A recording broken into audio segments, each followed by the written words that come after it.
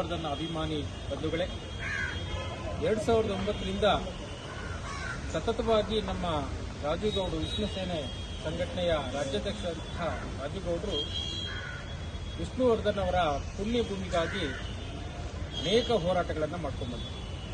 ಸತತವಾಗಿ 2015ರಿಂದ ಅವರ ಹೋರಾಟ ನಿರಂತರವಾಗಿದೆ. 2018ಕ್ಕೆ ಕರ್ನಾಟಕ ಸಂಘಟನೆ ಕನ್ನಡ ಒಕ್ಕೂಟ ವಿಷ್ಣುವರ್ಧನ್ ಅಭಿಮಾನಿಗಳ ಒಂದು ಬೆಂಬಲದಿಂದ ಸರ್ಕಾರದೊಂದಿಗೆ ಸುಮಾರು 10,000 ಜನನ ಸೇರಿಸಿ ಒಂದು ದೊಡ್ಡ ಮಟ್ಟದ ಒಂದು ಪ್ರತಿಭಟನಾ ಮೆರವಣಿಗೆಯನ್ನು ಮಾಡಿದ್ವಿ ಬೆಂಗಳೂರಲ್ಲಿ ಟೌನ್ ಹಾಲ್ನಿಂದ ಫ್ರೀಡಂ ಪಾರ್ಕ್.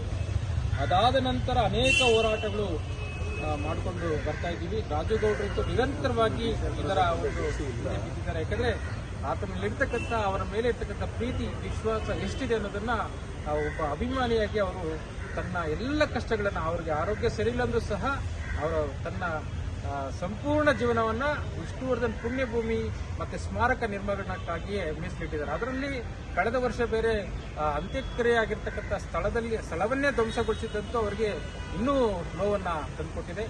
ವಿಷ್ಣುವರ್ಧನ್ ಅಭಿಮಾನಿಗಳ ಪರವಾಗಿ ಹಾಗೂ ಕರ್ನಾಟಕ ಸಂಘಟನೆ ಕನ್ನಡ ಒಕ್ಕೂಟದ ಪರವಾಗಿ ನಾನು ನಮ್ಮ ರಾಜುಗೌಡರಿಗೆ ಒಂದು ಭರವಸೆ ಕೊಟ್ಟಿದ್ದೀನಿ. ಸರ್, ನೀವು ಎಲ್ಲಿ ತನಕ ಈ ಪುಣ್ಯ ಭೂಮಿಯನ್ನು ಉಳಿಸಿಕೊಳ್ಳಿಕ್ಕೆ ಶ್ರಮ ಪಡ್ತಿರೋ, ಹೋರಾಟವನ್ನು ಮಾಡ್ತಿರೋ, ಆ ಕಾನೂನುಬದ್ಧವಾದಂತಹ ಹೋರಾಟದಲ್ಲಿ ನಾವು ಸದಾ ಕಾಲ ನಿಮ್ಮ ಜೊತೆ ಇರ್ತೀವಿ ಅಂತ ಹೇಳ್ತಾ ನನ್ನ ಮಾತುಗಳನ್ನು ಮುಗಿಸ್ತೇವೆ.